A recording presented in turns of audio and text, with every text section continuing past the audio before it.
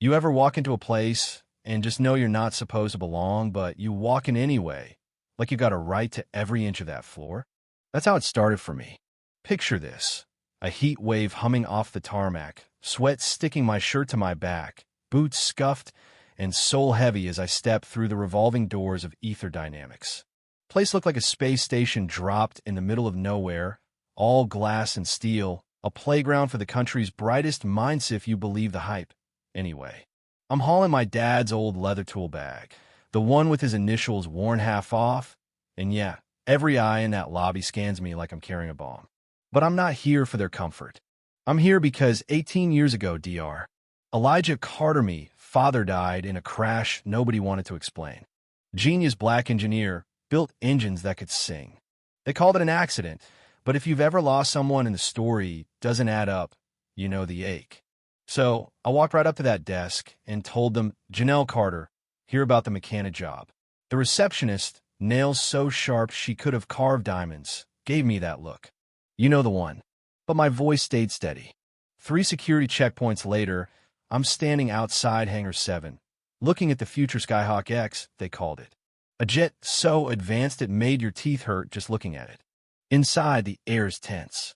Investors in $1,000 suits circle the jet like sharks. There's Preston Maddox, CEO. He's got the kind of confidence money breeds. Silver haircut, razor sharp, cufflinks that probably cost more than my car. The man's voice booms across the hangar bragging about proprietary systems, next-gen tech, all that. A kid in a polo Liam revacidals up, offers a handshake. You the new hire? I nod. Before I can answer, alarms start blaring.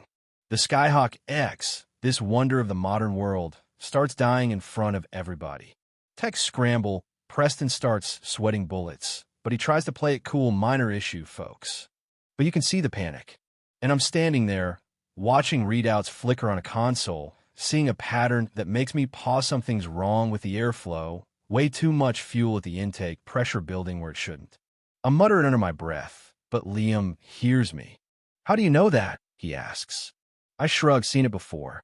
Truth is, I learned to read those numbers sitting on my dad's lap, pencil in hand, tracing airflow charts before I was 10.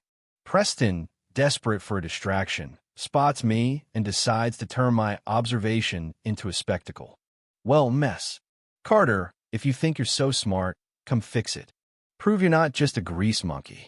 His words sting, but honestly, I've heard worse. I get 5 minutes and a toolkit from Liam, God bless him.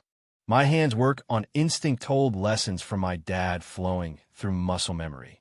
I find the problem, reroute a line, adjust the valve. Try it now, I tell them. Engines spark to life, smoother than ever. Investors gape, Preston goes pale. I swipe my hands and step back. Just doing what I know. You'd think that would change everything, right? Hero for a day? Nah. Next morning, cold shoulders all around. Old guard engineers, every one of them white, male, 50-plus circle up, and crack jokes at my expense. Preston's new diversity hire, they whisper. Liam's the only friendly face. Still, they stick me in a corner by the supply closet. They want me to quit to see if I'll break. But I've got Carter blood I stay. Twist comes in the form of an old blueprint Liam digs up in a forgotten archive. June 2006, my dad's handwriting. The Skyhawk's core engine, nearly identical to something he sketched before he died. Stolen ideas, wrapped up in a new paint job. I start connecting the dots, comparing notes, remembering late nights at the kitchen table with Dad, talking shop. Air and fuel gotta dance, he'd say. Too much of either, and the music stops. His words echo when I catch someone tampering with system parameter sabotage. Clear as day. But who? Things heat up. Preston tries to box me in, cut my access. Hints at timing, knowing when to break things and when to leave them broken. A threat, soft as velvet, sharp as a knife. Then, a message scratched inside a maintenance panel, me Dad's handwriting. The truth is buried in the blue jet. Confirmation. Now I know I'm not just chasing ghosts. Working late with Liam, I use a trick Dad taught me to bypass system checks. It draws out a memory. Liam puts it together. You're Elijah Carter's daughter. Yeah, keep it quiet, I say. But it's too late to back down now. Digging deeper, I find Preston's name on the intern list the day my dad died. He was there. He saw everything. That's when Preston makes his move, tries to recruit Liam as his eyes and ears, promising a promotion if he'll rat on me. Liam records the whole conversation, hand it over. Now I've got proof. Then Delaney Shaw, one of the company founders, corners me. He admits he was there when Dad died, says modifications were made to the design behind my dad's back, safety features stripped out by order from higher up. Nobody claimed responsibility. Delaney tells me to walk away. He couldn't live with the cowardice, but he's still scared.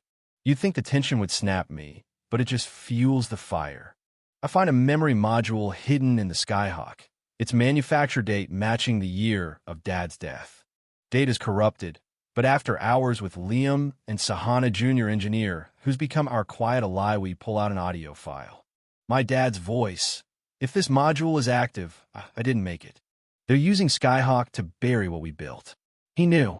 Preston, sensing he's losing control, pulls me off the project, accuses me of sabotage after a near crash during a test flight. But my overridden unauthorized fix saves the day and the test pilot's life. The old guard tries to spin it as a system feature, but the pilot, Rick, calls me. You saved my life. This wasn't an accident. It's enough. Liam, Shahana, and I decide to build Dad's original engine in secret, using scraps and old parts. Harland, the senior engineer, gets caught snooping. He signed off on removing Dad's safety features, bullied by Preston, haunted ever since. He's got grandkids, a reputation to protect. Now he has to choose loyalty or truth. The day of reckoning comes in the boardroom. Liam drops the audio of Preston offering him a promotion in exchange for spying and erasing records. The board freezes. Investigation launched. Preston's empire cracks. I visit my parents' graves, finally letting myself grieve, promising to make things right. Then the last puzzle piece drops. Shahana recovers my dad's complete, time-stamped designs. I leak them to a tech journalist. By dawn, the internet explodes. Protests erupt, justice for Elijah trends, ether stock tanks. Preston comes at me with everything smear campaigns, lawsuits, fake misconduct records. But the public's not buying it. The facts are too strong. My dad's reputation unshakable. Live interview time. I go on Tech Insight. I don't accuse, I just lay out the evidence. Calm, technical eyes on the truth. I watch the culture inside Ether shift. Engineers who once mocked me now sending anonymous tips-old cover-ups, sabotage, footage of Harland accessing my workstation. The black box from my dad's crash surfaces. Data shows the failure was exactly where his safety override would have saved him. Anonymous contact leads me to a former security chief. Catherine Reeves. She hands over memos showing Preston pressured the test coordinator, ignored warnings, pushed the fatal flight. Preston tries to sell off the Skyhawk division in a last-ditch cover-up, but we crash the board meeting, live-stream the evidence. The board suspends him. New leadership takes over DR. Cynthia Maroro, a woman who knew my father's worth. I get full access, see projects my dad dreamed up that were too advanced for his time. The company starts to shift, truth surfacing everywhere. Harlan confesses under oath Preston stripped the safety overrides for investor showmanship. Blamed my dad for the failure. Federal and DOJ investigations launch. Preston flees, but the net tightens. Eventually, he's found and extradited. His trial is front-page news. I take the stand, break down complex engineering for the jury. The killer blow is an old tape. My dad arguing with Preston, refusing to compromise safety for show. Preston sentenced to 35 years. Justice at last. Ether Dynamics is reborn now, Carter Aerospace Technologies, honoring my father's genius. I lead the redesign, build Elijah, won the aircraft he always dreamed of, every safety system restored. The first flight is mine. As I lift off, I feel my dad with me proud.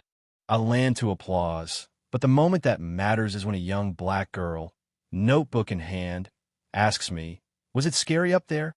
I kneel, meet her gaze. Not scary exciting. The sky belongs to dreamers like you. Years pass.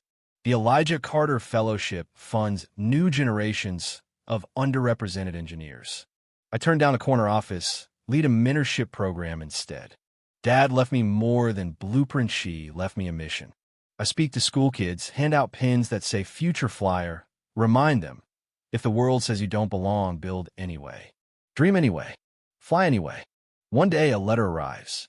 Dad's handwriting, dated 3 days before his final flight. I build because you're watching. Some people will see your brilliance as a threat. Build anyway.